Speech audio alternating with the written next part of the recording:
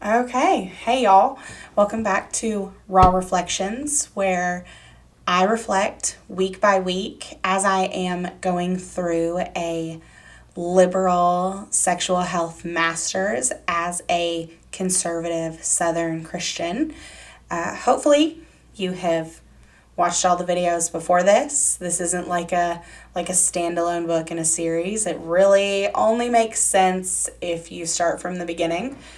But, you know, that's your business if you want to live that kind of chaos. Not me.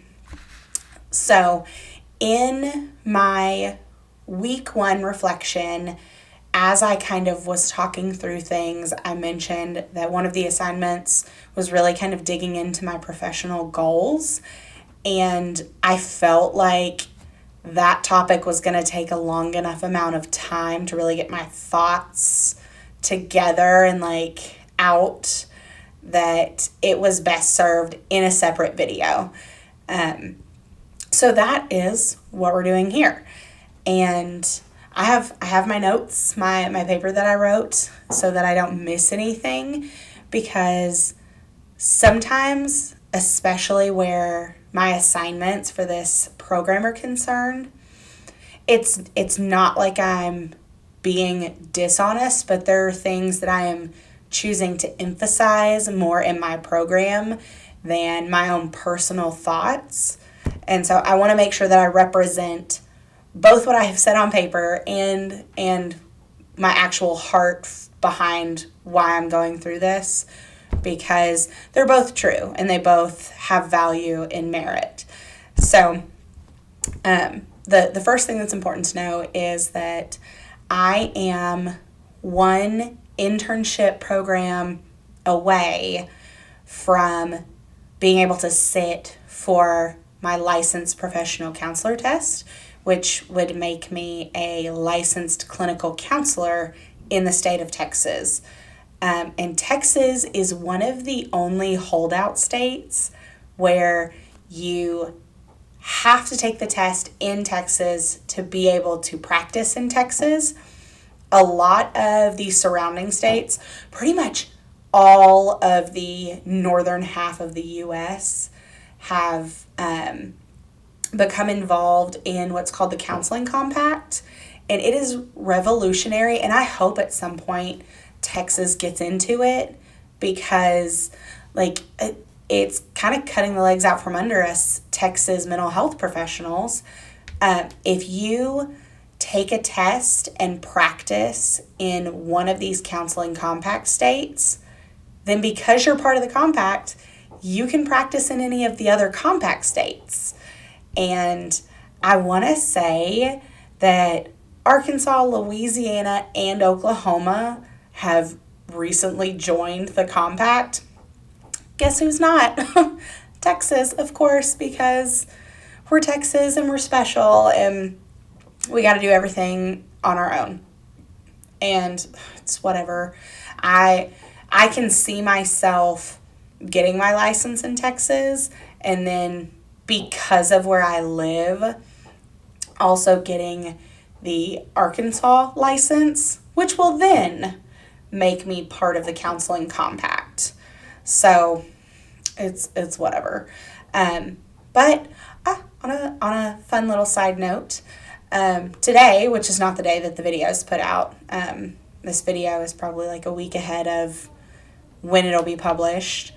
But today I found out that I have officially found a place to do my internship for the summer.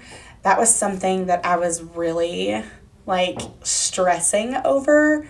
The university where I had gotten my clinical class hours has really kind of jerked me around, and for clinical counseling, I do not recommend their program, although I'm not going to say it because I'm not going to be hateful. But if you really want to know, you can ask me. But they have kind of gone back and forth on yes, your place of employment can be used to get it. No, it can't. And it is awful.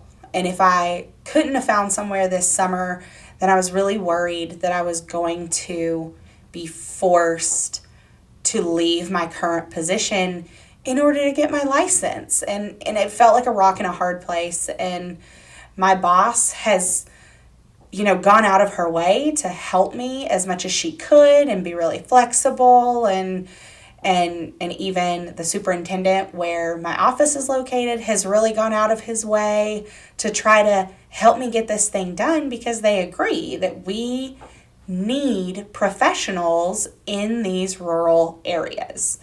And I love my job. I love the kids. I love the people I work with.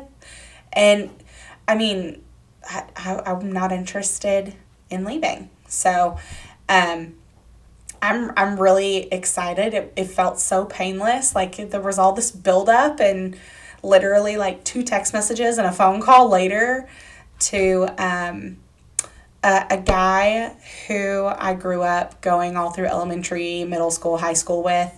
His mom is a really awesome mental health professional, and I was kind of caught off guard. I was like, oh, you didn't even have to think about that. You immediately said yes. Thank you. So hopefully by August, when I start classes back, it will be as an LPCA. And I'm excited just thinking about it. So the long-term professional goal, now that we've chased my ADHD rabbit, the long-term professional goal for me is that I have the option of doing clinical work.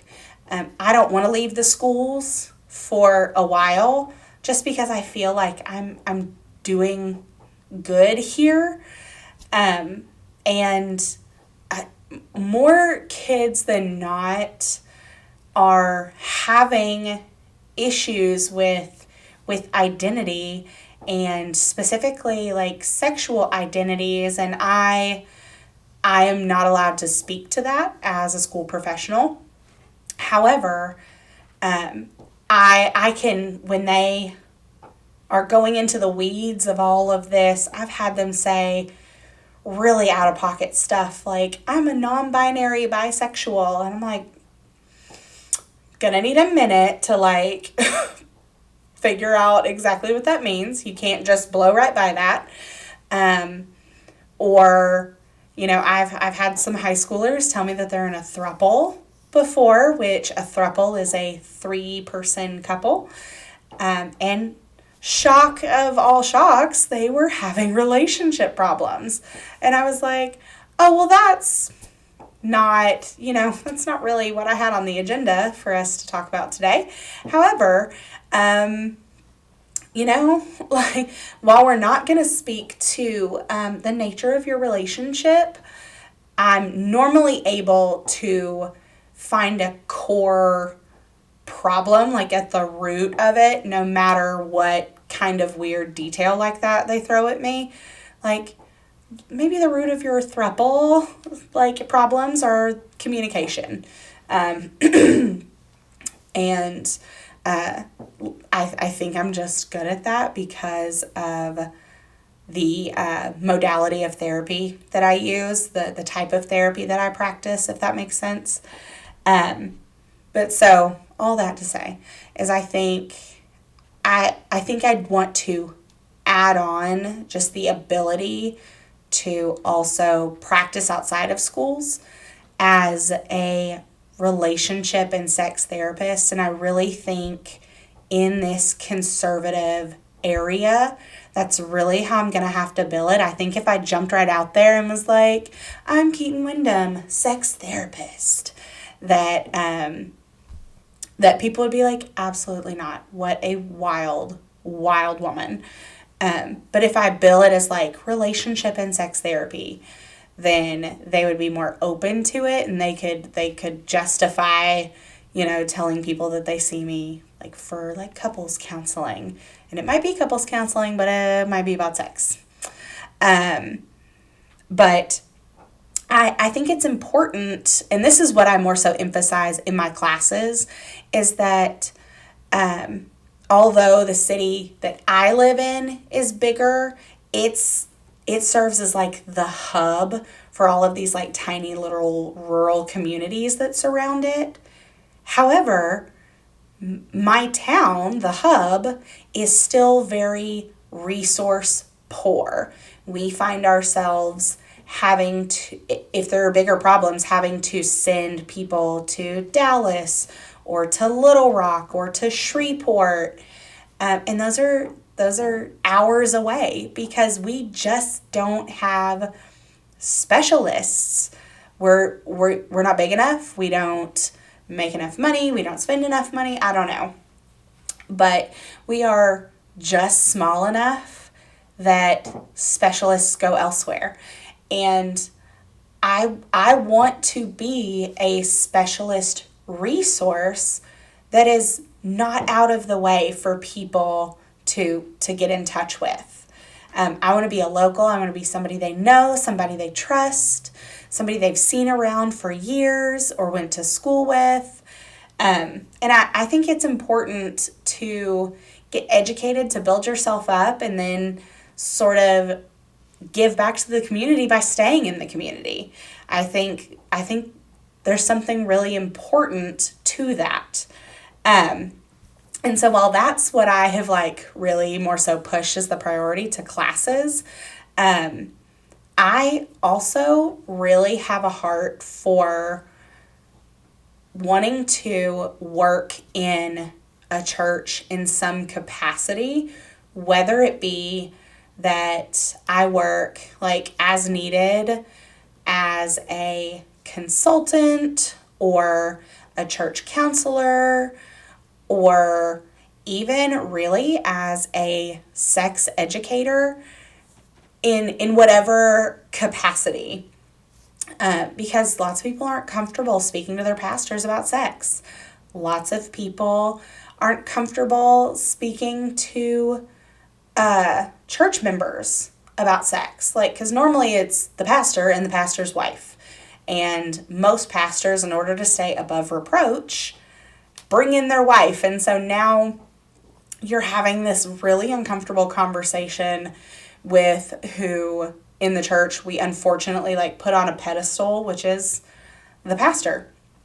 And your pastor doesn't have a heart for sex and relationship counseling. That's just part of the job description. A pastor's heart is more about teaching the word and preaching.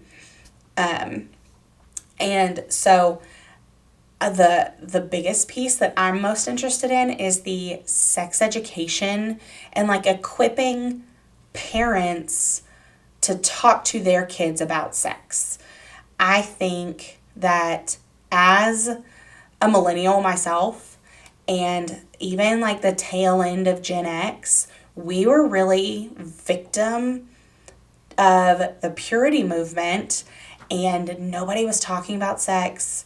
The parents were totally like devoid of any sexual conversation, and it almost sometimes felt like they were pointing the fingers at the church to like handle the sex talk, but the church, like the youth pastor, wasn't going to handle the sex talk. Like sometimes they tried when they had those dating and romance conversations, but they couldn't either. Like they had to toe the line even more than parents could because they really answered to the pastor and the parents. And so what happened is we all just got told for years, like, don't show your body to anybody, don't talk about your body or your sexual activity to anybody, don't have sex, don't think about sex.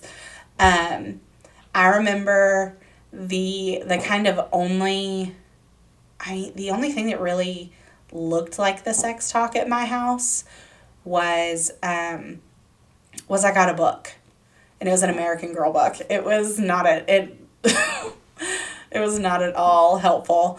And so because us Gen X and millennials went through purity culture and we were told nothing about sex, now we are adults trying to raise children in a sex-saturated world.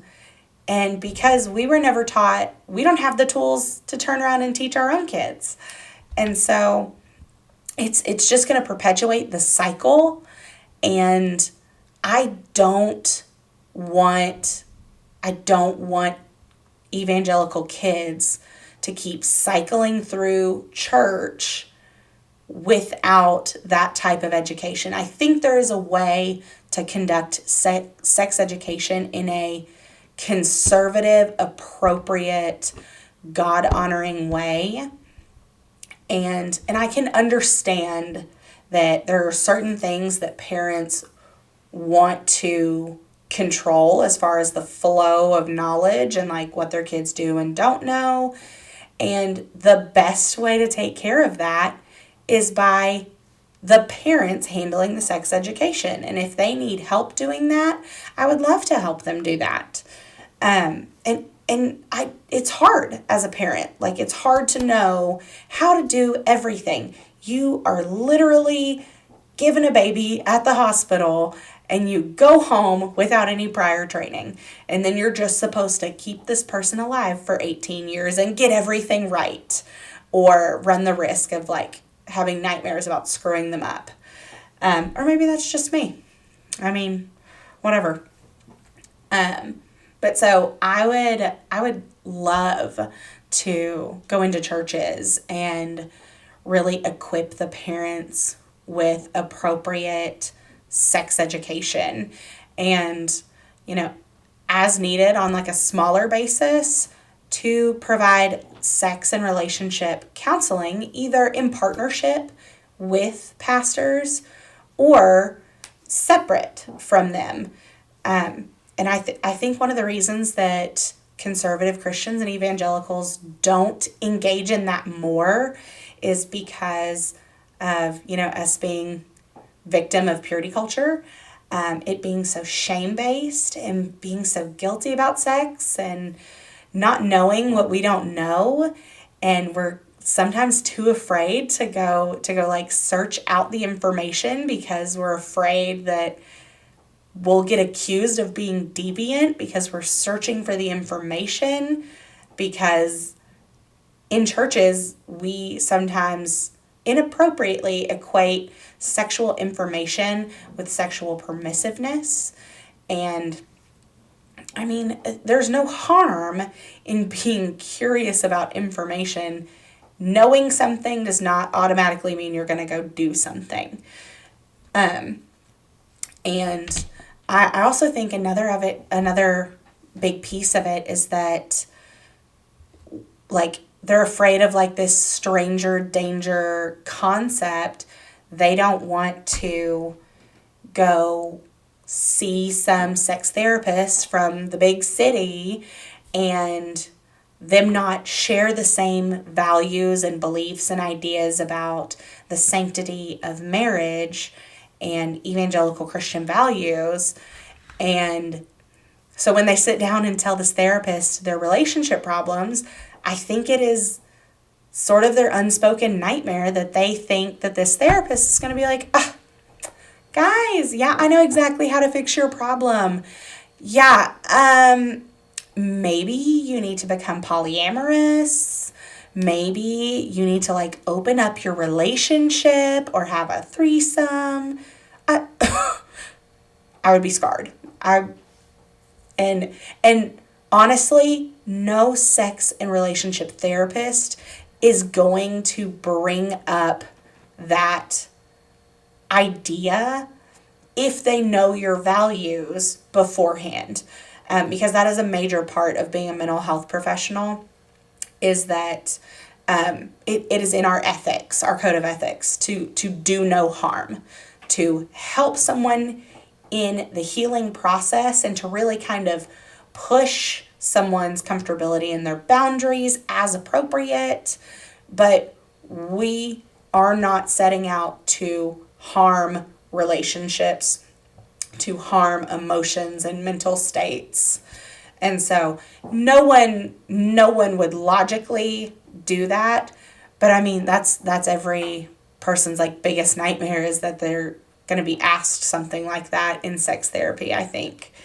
Okay. And so honestly, it really just comes down to trying to put like a face and a real life person that people know to the concept of sex therapy. I want them to feel comfortable enough to ask questions about what sex therapy is or what sex education is, and kind of dip their toes into the water because I'm someone they know and someone that they think they could come to trust and take, therapeutic mental health advice from or sex and relationship advice from, while honoring their evangelical conservative Christian values. I think those are my professional goals in a nutshell. When I will get them accomplished, who knows? I am taking really great steps. Like today was such a huge win for me with finding this place this summer to do my internship. I've been trying for 2 years to do my internship, one class away for 2 years. It was frustrating, to say the least, but hopefully sooner rather than later, this will become a reality. If not like with a physical office, then at the very least like a virtual case-by-case basis. But I'm excited about it, and like just talking to my video camera, to you guys eventually who get to see this, like talking about my professional goals and what I hope for the future just really honestly makes me so hopeful and happy, that thinking that I could make this kind of positive change. So as we come to a close, my husband has told me before that I need to remind you guys to like, subscribe, notification bell, all that junk. But in the meantime, this was Raw Reflections, and I will see you guys next time. Bye.